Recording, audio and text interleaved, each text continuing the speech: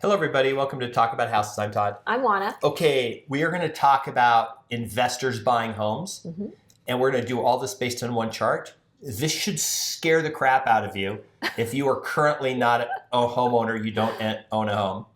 Okay. Okay? Okay. I thought we didn't like scary videos. We're not going to make it's not scary. We're not scaring anybody. And It's not Halloween. And despite what people are saying, we're not telling you to run out and buy a house. We've never, ever in a video, I challenge you to go back to a video and find where we said you should buy a house right now, like you should buy right now. First of all, we don't represent buyers. So we're not going to be walking you through houses going, this is the kitchen, this is the living room, right? Yeah. Okay. So what do you want to do? Do you want to start with just throw the chart up or you want to talk first? Oh, let's do the chart. Let's get the good stuff. Okay, I'm going to put the chart up here. I'm going to put us in a little box so we can see. Okay, if you look all the way to the right, that's now. If you look all the way to the left, that's basically like 2000, okay? This is quarterly data, so every 4 of these is a year. You can see this is data for 22 years of data, so there's 88 data points. That little dashed line was the COVID, but in the bottom is 0, okay? This is the investors, what percentage of home investors bought per quarter. Now, if you look all the way back, before 2006, it was less than 10%. From 2006 to 2011, call it, it was 10 to 15%. That even extended into 2016 to 2019, it was about 15%. And then as you can see, once we get past 2021, basically, 2021, 2022, it's over 15%. It was 18%, up from 17%. And if you draw a straight line, this is going one direction. Every quarter, investors are buying a higher percentage. Right. Okay. What's the phenomenon? First of all, why are investors buying more? So real estate is just another asset class, right? So investors are diversifying. They are putting their money in real estate just like they put their money in EFTs or in individual stocks or mutual funds, whatever. So that's part of it. The other part is we have a lot of institutional players that have come on the scene over the last 15 years or so. So that they're playing a role in this. Really quick, before you move on, if you go back to 2010, that's about when the institutional investors started ramping up, and you can see how that trend from 5 to 10% was actually like 6 or 7% to 10%. 3% increase took 10 years, but you can see what it's done after that. That's mostly institutional investors. Right. The other people to keep in mind is baby boomers.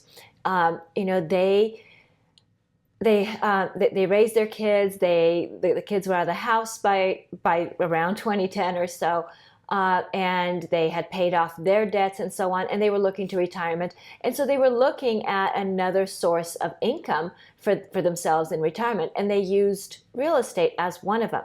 So there are a lot of players that came in on the scene right around about the same time, and that number's been growing.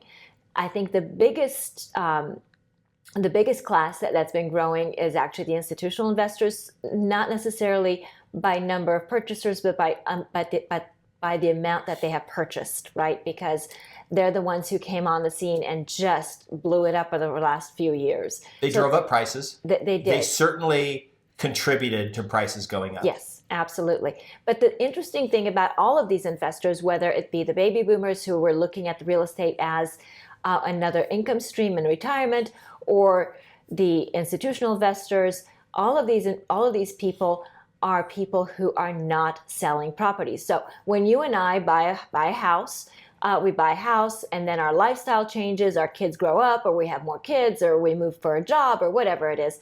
So we tend to stay in a house. The old number used to be about 7 years. The new number is close to 11 years, according to Fred. It's 11 years. Right. So most of us stay in a house about 11 years. But these investors are keeping these properties much longer term than that, which means that these properties are effectively nearly permanently removed from the market.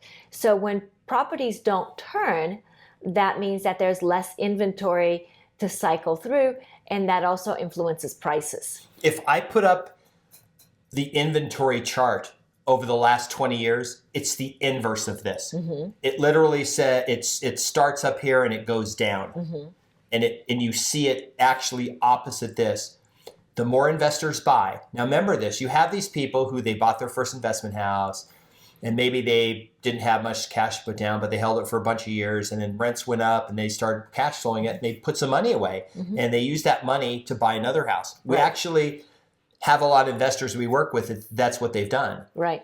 So they're growing their portfolio of rentals. Right. And then what happens is even when these investors pass away, their heirs are hanging on to properties. So we actually know of people like that who the purchaser, the investor passed away and the houses did not get sold. The children who are adults kept the houses as an income stream.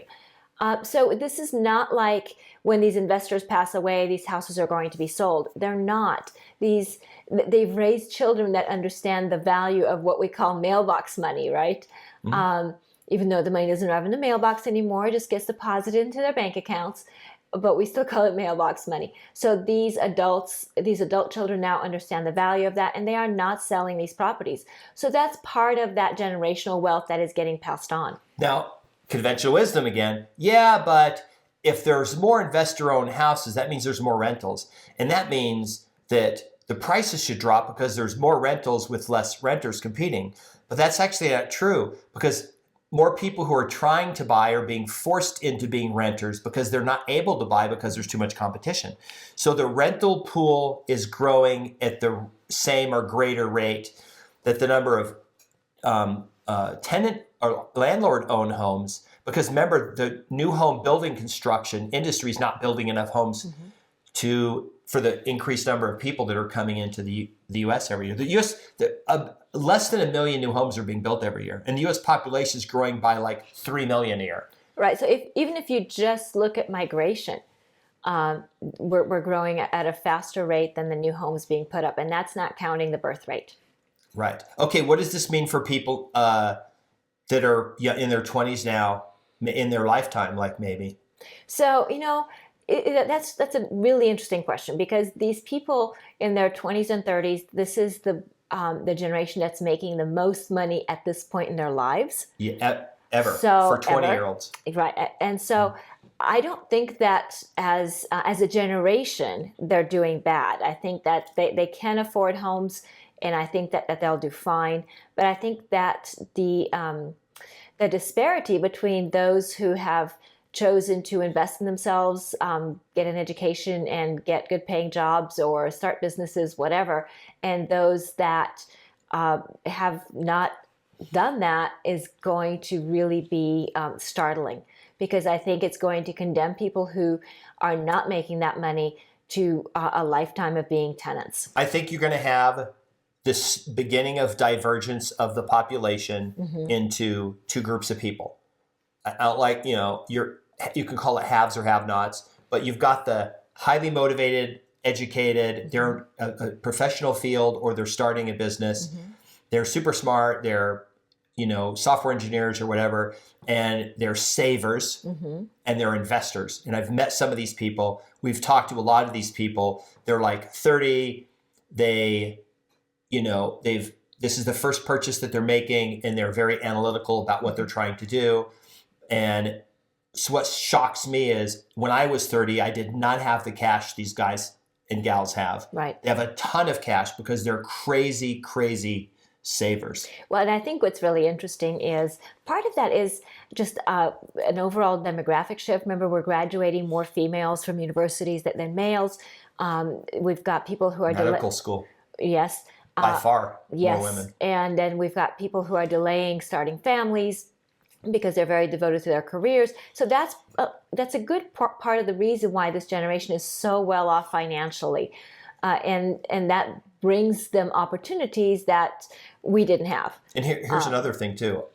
The people who are delaying the family, they have more money. They do. They're taking the family, they're going and buying that 3-bedroom house that a family would have bought, mom and dad with a kid or two wanting the 3-bedroom house in the suburbs. They're like, oh, it's 3 bedrooms. I'll just buy that and I'll have a room for my office and a room for friends or whatever to stay. And Right. it's a pretty good investment. And maybe later, if I decide to get married or whatever, I already have the house. Like I don't have to worry about going out and finding a house. I'll already have it because these people are super planners.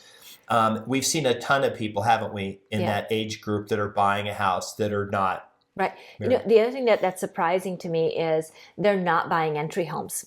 So they're buying homes that are in the, $750,000 to $1.5 million range as their first home. Yeah.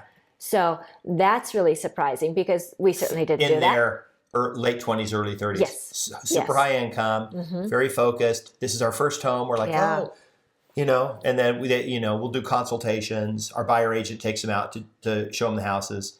Well, and I think part of it is that these people have been really super disciplined, and it's going to sound really kind of just bizarre, but I think part of it is that they did take out student loans. So they took out student loans, they paid off the student loans. So now that amount that they were spending towards student loans, they're looking to invest it in a house. So in some ways, the discipline of having to make those student loan payments has brought them here to where they can afford, these really, for Las Vegas, expensive homes. The trend of people who own these houses is to keep them. Mm-hmm. It is. This is more homes being taken out of the long-term market. I think we're going to get to a point where more of the country is going to see what you see in. There are certain markets that have always had, there's no houses for sale. There never are. As soon as they come on the market, they disappear. There's always been those pockets in the U.S. Now it's turning into markets in the U.S. Mm-hmm. There are certain markets in the U.S. where there's literally inventory is lower in the fall than it normally is, that's been in ever. Right. So I think that's an interesting trend. The point of this video was to kind of show you guys what's going on with investors and to discuss kind of the trend at large as far as inventory. Yes, inventory is going to grow this spring because it grows every spring.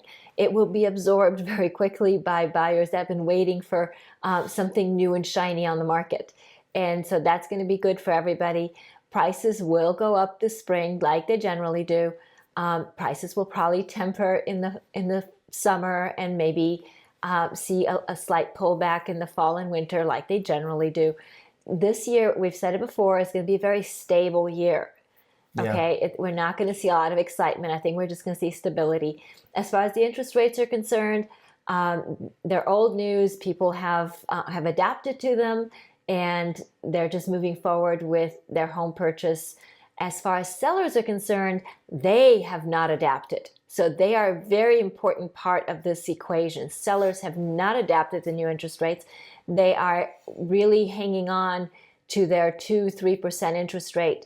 And they're very hesitant to give that up and move on to something else. They're not getting rid of it. Literally, I've talked to people who have said, I'll buy another house, but I'm never selling this one because I don't want to give up the 2%.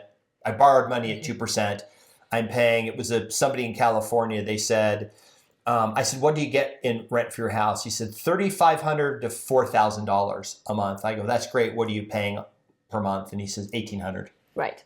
So he could easily rent it out, pay taxes, pay for repairs, pay a property manager, put $1,000 in his pocket every month. Plus, he's going to have appreciation on that thing. And his thing is, I'm never selling this house. Right. So this is a very important point because that means that when he goes out and he buys a new house, he's taking yet another house off the market without trading the old one in. So that reduces the overall inventory available for other purchasers. So it's a very important point to really drive home. This whole low inventory thing, this is here for a while. This is not going to be alleviated anytime soon. And that's an important thing to remember because this will have long-term impact on property values in the sense that it will continue to keep them stable. The long-term rate of homes on the market, median is 2 million. Mm-hmm. There's 700,000 now. And with interest rates over the last 6 months that have been over 6%. Mm-hmm. So when you go, but Todd, when interest rates go up another half of a point, then that'll, whatever. And it's like, well, then why do we only have 700,000 houses on the market when interest rates are more than double what they were a year ago? Mm-hmm. When we normally have 2 million houses on the market, we have 700,000 in the U.S. Like, I see what you're saying. If interest rates were 3%, it would be. I would make a prediction home prices would be up 15% this year. If interest rates are still 3%, there would be no inventory. We've been trying to buy an investment property in a market for like months now, and we literally can't do it. Like, everything is ridiculous. Everything comes on the market and it disappears. And these people still all have cash, a ton of cash. And you're like, but interest rates, well, that's great, but they don't care about interest rates. They see, prices are down 5 or 6% from what they were last spring. That must be a bargain. Boom, the thing disappears off the market. Right. And in a market where there's, a specific area where there's normally 80 houses on the market, there's 4. Right. So it's an important thing to remember. So the point of this is also that inventory will probably continue to lag for a long time because there are so many sellers out there with low interest loans who are not going to give them up. And investors are continuing to purchase properties because they understand this is another asset class and it's a good place to park money, especially in an inflationary environment. But even without that, it's still a good place to park money as part of a diversified portfolio. Heirs are not selling properties when they're inheriting them. They are keeping them for the income, which again keeps properties off the market and contributes to low inventory. So if this was interesting, if you like the video, if you love Todd, I love Todd. Yes. So please like the video, subscribe, hit the notification bell, share the video, leave us a love note, and be nice to each other in the comments. We'll see you on the next video. Bye. Bye.